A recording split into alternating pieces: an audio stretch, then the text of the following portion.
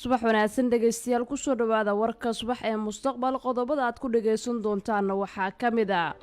faahfaahino dheeraad oo ka soo baxaya weerar ismiidaamin ahaa oo lagu dilay gudoomiyihii gobolka Nugaal iyo ciidii ka dambeysay qofkii hadda isqarxiyay macluumaadkiisii qayb ahaan waa la hayaa waan lagu daba jiraa in la helo tafaasiil inta ka dheeriya ee dalka oo si wada jira u cambaareeyay weerarkii ismiidaaminta ah ee lagu dilay mas'uuliyiin ka tirsan maamulka Puntland wasiirka warfaafinta xukuumadda Soomaaliya oo si adag uga hadlay qaraxii xalay ka dhacay magaalada Garowe al-shabaabna ay sheegteen Puntland oo xireysa xuduudeeda iyo isku socodka magaalooyinka maamulka sabab la xiriirta cabsida laga qabo COVID-19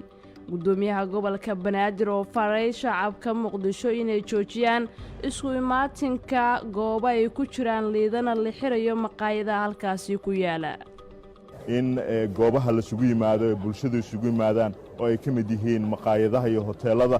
in la joojiyo si gaara wuxuu u xuseeyay gudoomiyaha liido maqaayadaha ku yaala iyo goobaha kale ee dadku isugu yimaadaan in marka wixii hadda ka dambeeya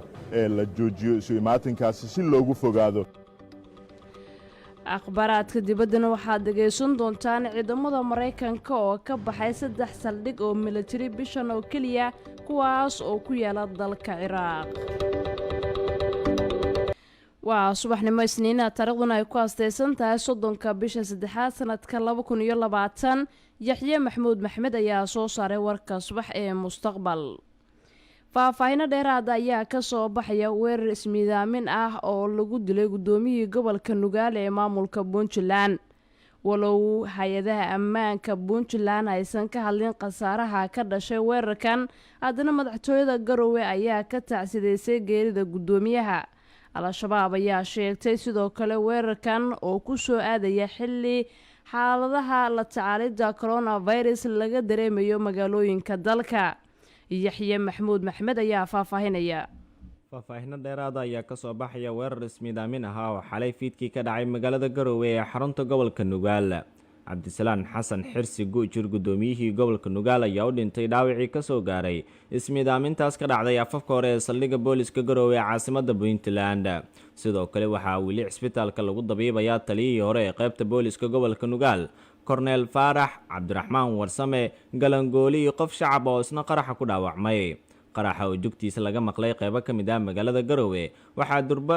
al-shabaab ay sheegteen mas'uuliyadda ismiidaaminta fiidnimadii xalay ka dhacday xarunta maamulka Puntland ee Garowe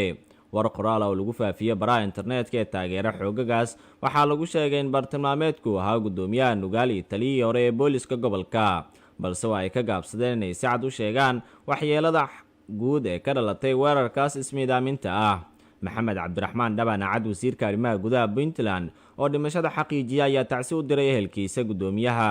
inna lillahi wa inna ilayhi raaji'uun allah u naxariisto gudoomiye Cabdisalaan Xasan Xirsi Guujir oo u dhintay dhaawac ka soo gaaray qaraxii ismiidaaminta ahaa ee ka dhacay magaalada Garowe ayuu yiri isagoo hadalkiisa sii wata wasiirku wuxuu intaas ku daray ilaahay samir iyo iimaan ka siiyo qoyskiisa ehelada shacabka iyo dawladda Puntland iyo guud ahaan ummadda Soomaaliyeed ayuu yiri waxaana mar kale oo arintaas uu tilmaamayay xilliga saacadu ay ahayd wasiirka arrimaha gudaha Puntland Maxamed Cabdiraxmaan Dhaban Cad xilligii dambe ee xalay madaxweynaha maamulka Puntland Saciid Cabdullaahi Dani ayaa war ka soo saaray ismiidaaminta ka dhacday magaalada Garowe laguna dilay gudoomiyihii gobolka Nugaal Cabdisalaan Xasan Xirsi Guujir madaxweynuhu waxa uu sheegay in gudoomiyaha lagu dilay saldhigga dhexe ee magaalada Garowe xilli uu ku guday jiray shaqada madaxweynaha dawladda Puntland Saciid Cabdullaahi Dani wuxuu si kulul u cambaareynaya falkaas argixisada ee la beegsaday saldhigga dhexe ee caasimadda dawladda Puntland ee Garowe ayaa lagu yiri war-saxaafadeedka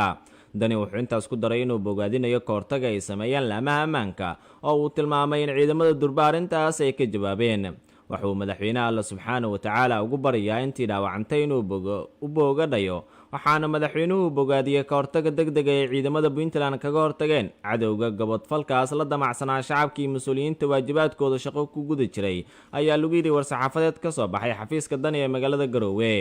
maxamed cabdiraxmaan dhabana cad wasiirka arrimaha gudaha Puntland oo warbaahinta la hadlay ka hor inta uusan geeriyoon gudoomiye Guujir kadib markii ay ka yimaadeen cisbitaalka waxa uu sheegay in macluumaadka qaar ee ismiidaamyaha la hayo laamaha ammaankana baaristu ay bilaabeen. sidaasi la mid ah waxaa socda baaritaan lagu jiro xaaladii maaragtay qarxaas ka dhalatay iyo ciddii ka dambeysay qofkii hadda isqarxiyey macluumaadkiisii qayb ahaan waa la hayaa waana lagu daba jiraa in la helo tafaasiil intaa ka dheeriya sida la xusayba waxaa laga rabaa dadka reer Puntland meel ay joogaanba in arrintaas dhibaatooyinka ay geysanayaan dadka sharwadayaasha in laga feejignaado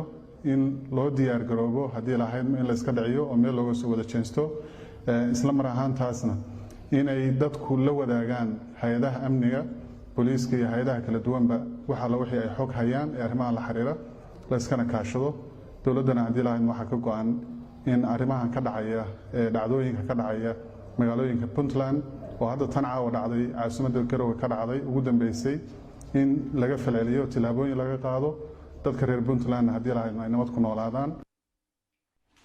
magaalada Garowe ee caasimadda maamulka Puntland kama mid ah magaalooyinka badanaa weerar ay ka geystaan al-shabaab marka loo fiiriyo magaalooyinka dalka waana weerarkii labaad oo ismiidaamin ah oo ka dhacay magaalada Garowe ee xarunta maamulka Puntland inta taariikhdu ay qorayso. weerarkan kii ka horeeyay ayaa 20kii bishii Abriil ee sanadii 2015 waxaa magaalada Garowe lagu leegtay shaqaale qaramada midoobay ka tirsanaa.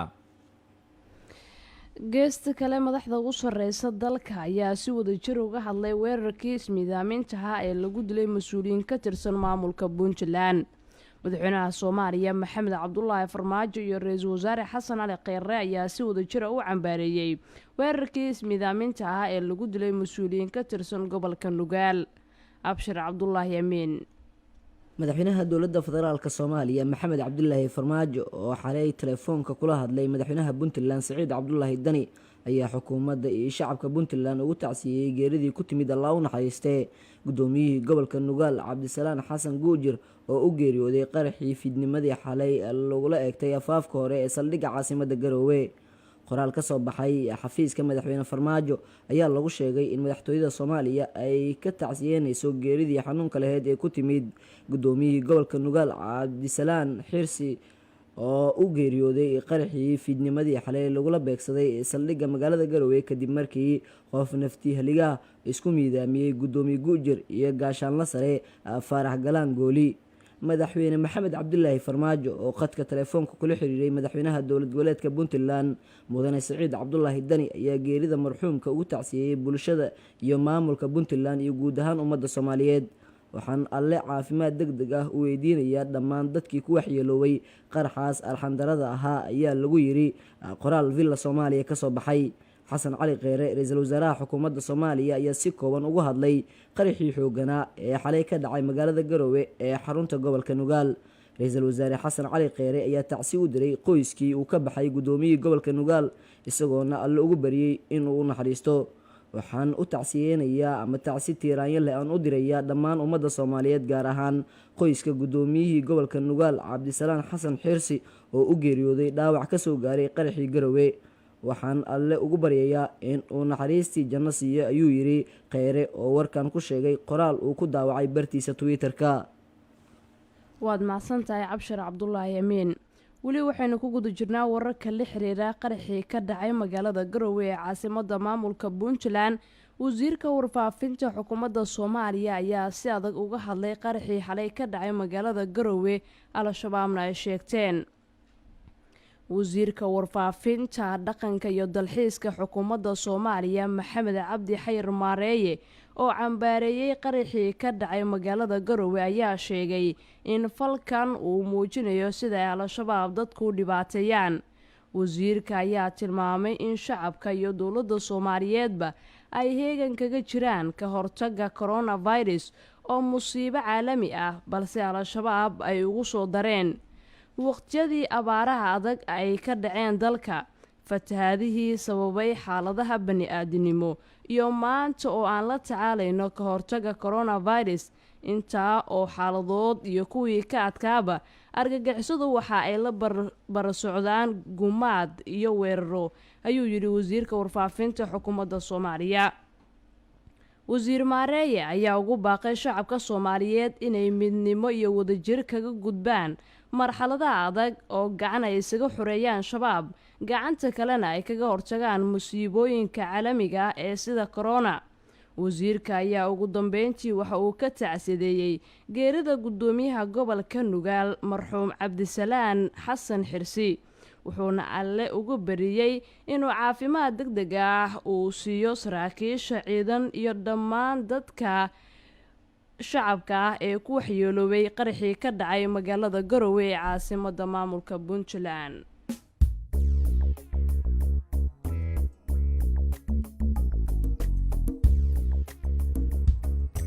subax ee mustaqbal ayaad maqlaysaan. maamulka Puntland ayaa xiraya xuduudaha iyo isku socodka magaalooyinka maamulka sabab la xiriirta cabsida laga qabo coronavirus. ciidamada ammaanka ayaa la faray in ay dadka ka celiyaan goobaha ay isugu imaanayaan sida magaalooyinka, gaar ahaan maqaayadaha iyo sidoo kale goobaha waxbarashada. xukuumadda dowlad goboleedka Puntland ayaa sidoo kale waxa ay sheegtay in la xirayo isku socodka guud ahaan magaalooyinka maamulkaasi. Bashiir Maxamuud Yuusuf ayaa faahfaahinaya. kulan degdeg ah oo magaalada Garowe ay isugu yimaadeen mas'uuliyiin ka tirsan dowlad goboleedka Puntland, hay'adaha amniga, golaha wasiirada iyo taliyayaasha ciidanka waxay kaga wada hadleen sidii loo dhaqangelin lahaa qodobo dhowr ah oo lagu adkeynayo xaaladda xayiraadda ah ee laga hortegayo caabuqa coronavirus. kulankan waxaa shir gudoomiyey madaxweynaha dowlad goboleedka Puntland Siciid Cabdullaahi Dani, waxaa ka qayb galay wasiirada ugu muhiimsan maamulkiisa, taliyayaasha ciidamada oo loo arkay in arrintan ama kulankan muhiim u yihiin. shirkan oo uu shir gudoomiyey Siciid Cabdullaahi Dani waxaa diiradda lagu saaray waxyaabaha looga hortagi karo faafidda cudurka coronavirus oo saameyn taban ku yeeshay dunida, iyadoo talooyin kala duwan laga dhageystay hay-adaha kala duwan ee shirka lagu martiqaaday. war-saxaafadeed ka soo baxay xafiiska madaxweynaha dowlad goboleedka Puntland waxaa lagu sheegay in la joojiyo dhaqdhaqaaqyada dadka ku sugan deegaanada Puntland laga bilaabo 6 maqribnimo ilaa 5 aroornimo 1 bisha Abriil ilaa 15 bisha Abriil ee dhalanaysa maalinta Arbacada ee toddobaadkan. waxaana kulankaasi looga hadlay sidii diiradda loo saari lahaa xaaladda xayiraadda iyo dhaqangelinteeda, maadaama mas-uuliyiinta amniga Puntland ay fareen in dadka ay ku nagaadaan guryahooda laga bilaabo 6 maqribnimo ilaa 5 aroornimo. arrintan ay qayb ka tahay qorshaha looga hortegayo faafidda caabuqa coronavirus iyo in ay dadka isugu tagaan goobaha muhiimka. dhinaca kale waxaa amar laga soo saaray in la gubo haddii lagu arko magaalooyinka gudahooda qaadka, iyadoona in muddo dhinaca dhanka lugta ah laga soo gelinayay xuduudda deegaanada Puntland ay la wadaagaan dhanka Itoobiya. waxaa sidoo kale hay-adaha amniga la faray inay gacanta ku dhigaan waxyaabaha maanka dooriya oo qamriga ka mid yahay oo muddooyinkii dambe howlgal ka dhana magaalada Garowe uu ka socday. mas-uuliyiinta amniga waxay wadaan sidii looga hortagi lahaa cudurkan faafa coronavirus oo saameyn taban ku yeeshay dunida inteeda kale. Soomaaliyana laga helay 3 ruux ama 3 kiis oo ka mid ah dadka yimid dalka dibaddiisa, waxaana Puntland gaar ahaan magaalada Garowe shalay ku geeriyooday qof loo karantiilay in looga shakiya caabuqa coronavirus, inkastoo aysan jirin warar xaqiijinaya in qofkaas uu haleelay. gudoomiyaha gobolka Banaadir ahna doqa magaalada Muqdisho ayaa faray shacabka Muqdisho inay joojiyaan isku imaatinka goobo ay ku jiraan liidana la xirayo maqaayadaha halkaasi ku yaala.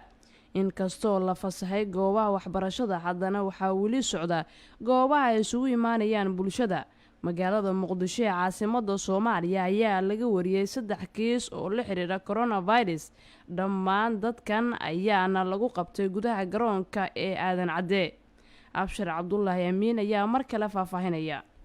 gudoomiyaha gobolka Banaadir ahna duqa magaalada Muqdisho Cumar Maxamuud Maxamed Cumar Filish ayaa shir gudoomiyey shirka toddobaadlaha ee maamulka gobolka Banaadir, kaas oo ka dhacay xarunta degmada Shibis ee gobolka Banaadir. shirkan oo ay kasoo qayb galeen wasiir ku-xigeenka wasaaradda awqaafta iyo arrimaha diinta, gudoomiyaha guddiga qaran ee abaabulka iyo wacyigelinta, ayaa waxaa looga hadlay caabuqa COVID-19 oo dhibaato xoogan ku haya dunida dhammaanteed.